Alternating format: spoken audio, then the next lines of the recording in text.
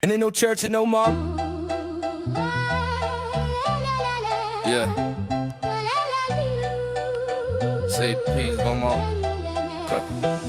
This a rewind reminiscent of a story true, which starts from the end on the floor of a church pew. I kid you not, these are all facts. The end is actually the start of a kid sitting in a church in the back.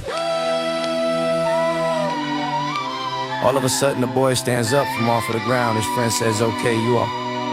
Cause the pastor just said repent, tomorrow promise not you. And just last week this same young man was told by the doctor he had to have heart surgery, so he was just in church to get a helping plea.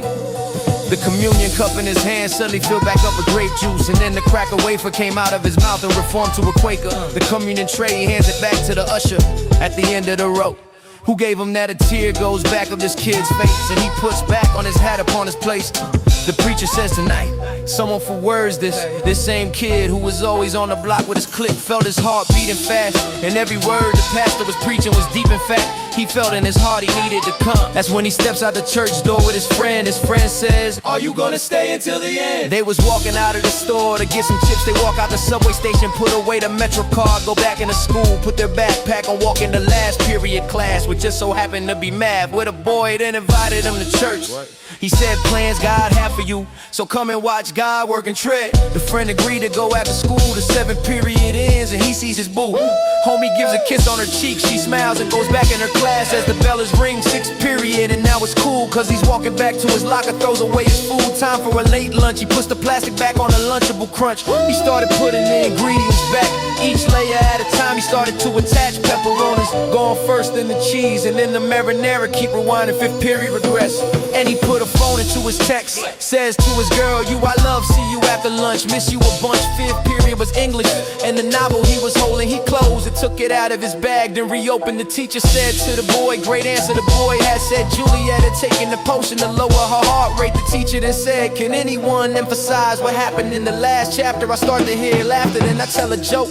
We all walk into the classroom and take our seats, get up and run. The 4th period quickly realized I was running late, check the NBA scores from last night's games. 3rd period starts, I walk into it just 5 minutes remaining, run across the street because truancy was gaining. The cop said, school you in, why not? As I get off my train station, sit back on the stop, take my earphones off and put them on my neck, check my watch, cause I was late as heck. A bagel reshapes and renders my hand, it wraps back up in the paper, and the paper bag juice goes back into my Yahoo glass. Step back in the bodega and ask for a raisin cinnamon, walk out the store hungry and grimacing, hit me knee on the door, walk back into my building, walk back up to the 3rd floor, go back in my bathroom and put on the top of the cap of my toothpaste box, put the toothbrush back into space, then I splash some water on my face, and then that's when I lay my head back on the pillow, my eyes open, and I knew this day would be a gift from the get-go. This a rewind reminiscent of a story true, which starts from the end on the floor of a church pew. I kid you not, these are all facts. The end is actually the start of a kid sitting in the church in the back.